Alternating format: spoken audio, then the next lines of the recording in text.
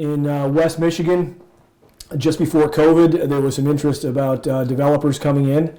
There we began to have some meetings with farmers and landowners, and it seemed like a win-win situation as far as we looked at it from a tax perspective for the townships and the roads and the landowners.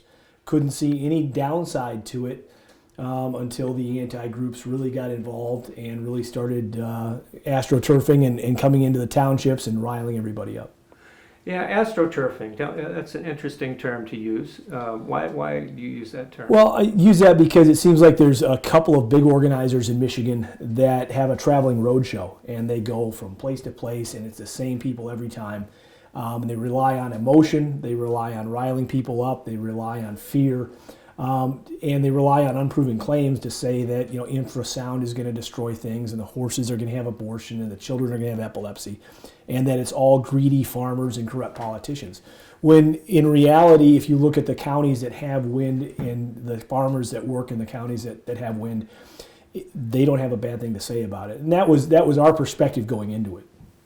So you went and talked to farmers in other counties? We did. You don't use a brand of seed that you've never tried before. You don't use equipment on the farm that you're not familiar with. And so you don't sign a lease for something unless you've checked it out. And so, yeah, we talked to township trustees that were in other townships that had signed wind contracts and had wind turbines in operation. We talked to farmers in the neighboring county of Gratiot that had wind turbines on their land.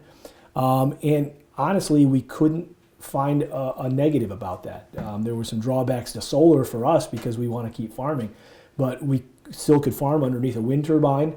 The schools were better in those areas, the roads were better in those areas, and so it seemed like a real simple thing to me. I was in the Army in Europe. I saw wind turbines on every hill in Germany and thought those were really neat when I saw them.